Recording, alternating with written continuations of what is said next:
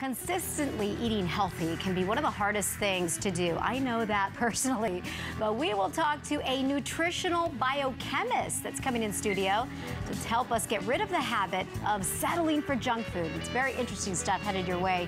You're watching Good Morning San Diego on this Sunday. All right, well, everyone wants to eat better. Maybe you don't think you do, but your body tells you gotta eat better. In fact, because of this story, I didn't bring in donuts today. I'm not joking. All right, but once you get hungry, it is so tough. You give in to those not so healthy cravings. So here to give us some tips on how to solve that problem is Dr. Shawn Talbott. Good morning, and thank you for not only joining us, but bringing in some of these remedies, because it's so true. Especially when you get hungry, you go for what's easy, what's convenient, but then, man, do you pay for it later. You sure do. And you know, one of the reasons that those cravings come is because of what's happening in your gut. Your gut bacteria are sending signals to the brain telling you what you're hungry for. It's called the gut-brain axis. And if we can change the bacteria, we can change the cravings. Oh, I'm so glad you said that, because I'm thinking as you're talking, going, why is my gut saying these things? Because I know it's not going to feel good later, so you know, how does it happen? Yeah, and then people will say, well, just exercise your willpower. Don't listen to those signals. And you can't, because those signals keep coming and keep coming. So what we've done some research on is to say, if we can change the bacteria to the right kind of bacteria, you won't get those junk food cravings anymore, or at least they'll be less. Do you naturally have that bacteria in your stomach? You naturally have them, but if you eat the right foods, you'll grow the bacteria that send the right signals that are associated with better cravings and better mood and better energy levels, and that's what everybody wants. Well, because I've heard a lot of these cleanses. Does that really change the bacteria that's in your tummy that's causing this junk food craving? Not so much. It really is this new science around what we call the microbiome, and I'm here in San Diego to give presentations about the microbiome at the Experimental Biology Conference. Oh, okay, that's very interesting, because I wanted you to talk more about that, because it's also kind of a visual situation too. Sure. When you see the donut compared to the kale, I don't know. That donut is going to win 10 times out of 10. Or look at that, fried chicken. And all those foods, when we eat them, the donuts and the fried chicken and the cupcakes and the processed foods, they'll grow a different kind of bacteria, and when they get hungry, they'll send a signal for that food. So if we can eat other foods, if we can eat fermented foods like yogurt, if we can eat kefir, if we can eat high fiber foods.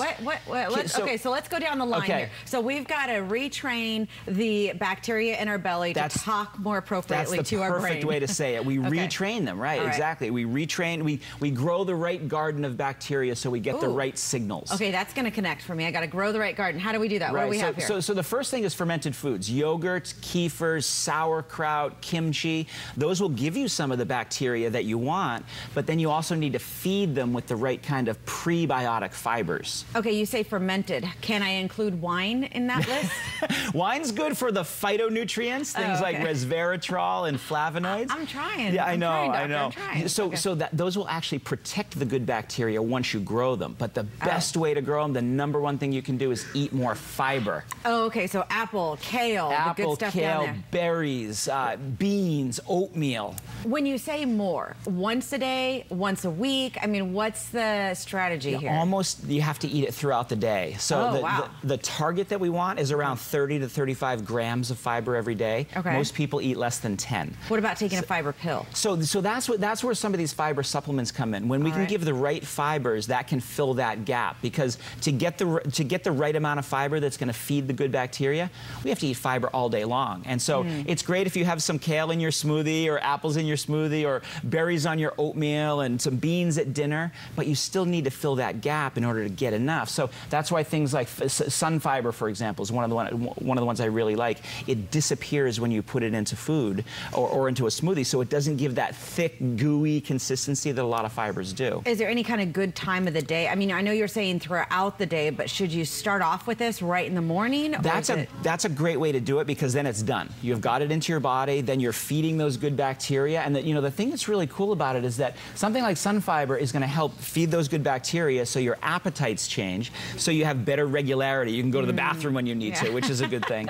But then there are other products like this Prebiotic uses Sunfiber as a way to increase the right bacteria that help with your mood and your anxiety levels and your stress levels. So all those signals, if you can get the right signals coming from this second brain in your gut to the first brain in your head, you're going to feel amazing. It all works together. Your tummy is almost like your epicenter for the the rest of your body. It really So when is. it's feeling good, everything else is really quickly. We have to go, but I saw this matcha, and I see that everywhere. Matcha is one of my favorite things to recommend now because it has the flavonoids, it has the antioxidants, but it's also really high in this amino acid called theanine. So theanine can help relax the brain directly. It can take that edge off the stress while you're having a lovely cup of green tea.